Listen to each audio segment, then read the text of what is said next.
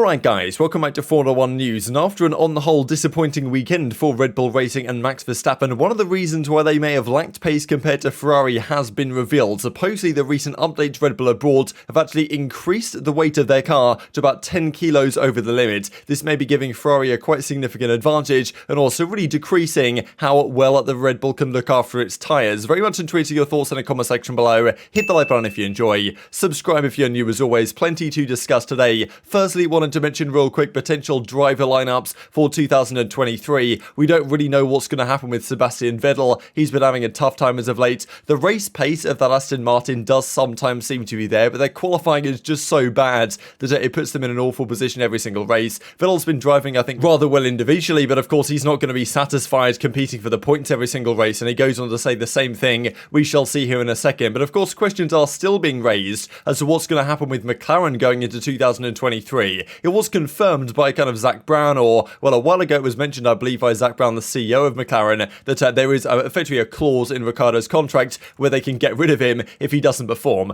Then they went on to say that no, they're fully behind him, they're fully supporting him, and effectively that he's going to be there next year. Now, Colton Herta, currently in IndyCar, has been one of the names potentially rumoured to be taking his place. I highly doubt that'll happen next year. It's a possibility that he drives for McLaren in a couple of years' time. He is actually taking part in a McLaren test drive, like with last year's car, today and tomorrow, so that might be a particularly decent sign that he's going to come into the McLaren ecosystem, whether that's in IndyCar, Formula 1, whatever, we shall see down the line. But Zach Brown did kind of go on to say that yes, we're going to do whatever it takes for him, that being Daniel Ricciardo. We know he can win us races, as in Monza last year, but what we ask of him is clear, that he drives at Lando's level. So this is quite the statement, really, saying that look, Lando's been great this year. Obviously, even Lando I don't think is quite as familiar or comfortable with this car as he seemed to be last year, but still driving very well indeed for what the McLaren this year is capable of. Ricciardo, on the whole, has not really been near that point. There's been a few races where Ricciardo's been there or thereabouts, but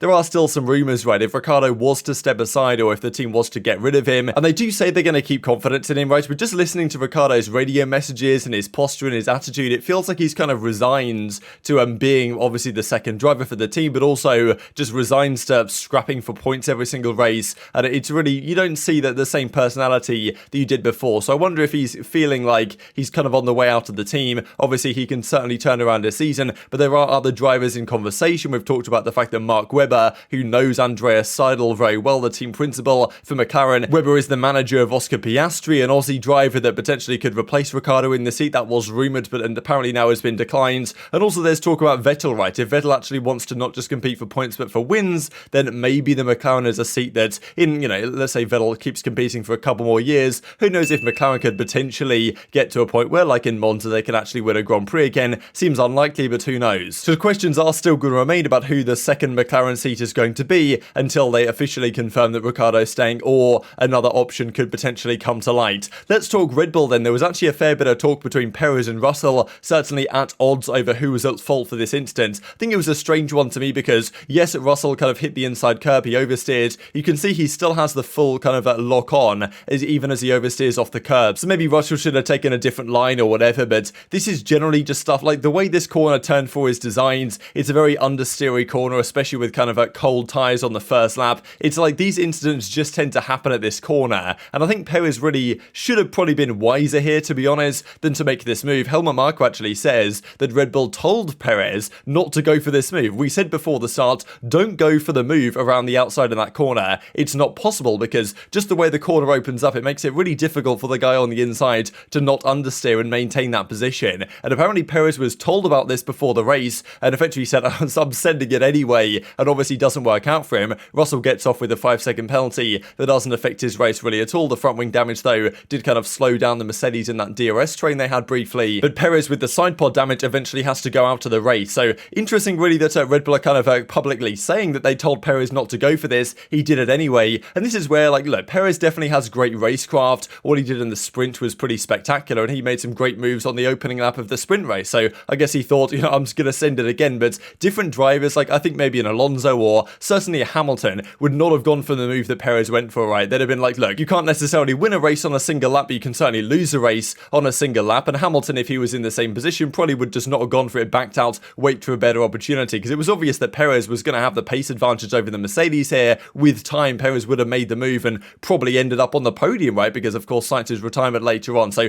definitely an interesting one, right? But of course that does now put Perez pretty much out of the championship hunts. Not like he was really in it to begin with, but just where the championship sits now, right? There realistically isn't a chance that Perez is going to be able to compete this year. Pretty similar to Carlos Sainz in the Ferrari. So it's probably about time that Ferrari gets serious as well about who their number one driver is, and they probably need to do that if they actually want to win this championship. But one thing that's certainly going to help them is going to be Leclerc's pace advantage that he certainly had in Austria and might well continue going forward as well. Leclerc actually overtakes Verstappen for most laps led now in 2022, and this was a key talking point after the race, that the Red Bull 18 is still a bit too heavy. A major upgrade, including a diet, i.e. lose some weight, should help after the summer break. So this is kind of the key points here, that if they are going to do a major upgrade, especially effectively trying to reduce the weight of the car, should help after the summer break. But there's still a couple of races between now and then, and if Ferrari and Charles Leclerc could pick up 2 more victories at, of course, the French Grand Prix in a couple of weekends time, then the Hungaroring after that, then the championship fight is well and truly on. But until then, Red Bull apparently have a car which is rather significantly overweight. We believe that the Ferrari is at the weight limit of 798 kilograms. That's the lowest you can go. The Red Bull at the start of the year, there was a big talking point that they were very heavy and they were looking to reduce weight, and a lot of the upgrades that they made, Imola and the like, and after that as well, they made some weight reductions. They effectively remade some of their parts with lighter materials so that their car was lighter and therefore quicker, saving a few tenths of a second per lap. Now apparently it's a rather interesting direction they have taken in the last few races with the small upgrades they have brought, because supposedly they've actually increased the weight of the car again, believing, I suppose, that okay, yeah, we can get away with this weight increase because of the extra performance, I suppose, that those kind of new small tweaks would provide. But apparently being about 10 kilograms over the weight limit, that's certainly going to be, at least, well, based on what Helmut Marko was saying earlier this year, there's a good few tenths of a second in that, which maybe they can extract after the summer break, but certainly as it is right now, they're losing significant performance, right? And this may well kind of explain why the Red Bull was so harsh on its tyres. They've brought some small upgrades, but those upgrades, if anything, have made the car worse because it's now heavier, and therefore maybe the tyres are struggling a bit more in certain situations, right? It is an interesting one if the Ferrari is indeed 10 kilograms lighter, as apparently is currently the case, right? So there was some further talking points on this, actually, that Red Bull were kind of confused as to why they didn't quite, well, recognize their car. We had 3 suspicions that the temperatures dropped slightly, so that is also the thing with the Red Bull, that it seems to be a harder car to set up, as in with only the one practice session, then the sprint, then the race. There wasn't really that much time to get the Red Bull in the correct window. The Ferrari does seem to pretty much put the Ferrari anywhere, and it's good to go out of the box. The Red Bull does seem to need a lot of setup, and if they mess things up a little bit, as they did, for example, in Australia, then it seems like Ferrari just have way more pace. So this might not always be the case, but this weekend could be a sign of things to come, in that, well, especially the better tyre degradation that the Ferrari had was a key issue. There were some other explanations that Red Bull were trying to bring right here, but the wear was inexplicable, says Helmut Marko. On the first 3 sets of tyres, our car only came back with the last set of mediums when it was pretty good towards the end of the race. But yes, 10 kilograms over the weight limit is a rather big deal, because it's not like they're going to be able to eliminate those 10 kilograms very easily over the next couple of weeks before the final 2 races before the summer break. Maybe they can just remake their car and remake the parts down to the 798 kilograms where Ferrari sits, and therefore help alleviate some of their issues. But still, it's an interesting development path that Red Bull have taken here, if they've made upgrades, but actually they've made the car heavier as a result, which may mean it's actually performing worse, whereas Ferrari are certainly making sure their car is not, well, any more heavy than it has to be. And even Mercedes, I believe, have talked about the possibility of trying to shed weight as well as they kind of continue through their development cycle. So I guess this could be considered good or bad news for Red Bull, depending on the way you look at it, but it certainly sets a precedent for how at least the next couple of races might well pan out. And this is honestly rather interesting, because earlier on this year, Red Bull got very aggressive with their weight reductions, right? We saw in Spain when the DRS wasn't working on Max Verstappen's car, their explanation was that their weight upgrade and their weight reduction was effectively too ambitious, and whatever they'd done with some of the parts on that rear wing, it was starting to prevent the actual the DRS flap even working properly. So after that, they suppose I thought, okay, yeah, we can't get away with whatever DRS actuator they might have replaced with a lighter version, and say, okay, we're going to have to go back to the old spec one. And they maybe have been a bit too ambitious elsewhere on the car, and maybe to ensure the car is still reliable, they've had to put more weight on the car, which now means they're, well, especially in Austria, we're the second fastest runner. So definitely intrigues your thoughts on that one in the comment section below. Still though, Max Verstappen comes away from the weekends passing Valtteri Bottas in terms of podiums in his career. Kind of incredible to think about, really. But yeah, 67 podiums for Bottas, 68 podiums now for Max Verstappen. Even if he doesn't win, he's always on the podium, which does make things scary for Ferrari, as they are going to need to pull away. Another team that has been doing the damage lately. I thought this was a kind of an interesting statistic. Points in the last 2 rounds. Williams, Alfa Tauri, Alfa Romeo, Aston Martin and McLaren combined have 18 points. Haas on their own has 19. That is quite something. Long may it continue, to be perfectly honest. And yeah, just to finish out with this, if you guys haven't seen it already, where Tsunoda was trying to push Alonso onto the grass all the time, you have to leave the space. And it really gave him a bit of a finger wagging. If you guys haven't seen that clip, look it up. It's a pretty good one. Very much intrigued to your thoughts on all this stuff in the comment section below. Hit the like button if you enjoyed. Subscribe if you're new as always. Take care of yourselves, and I will see you next time.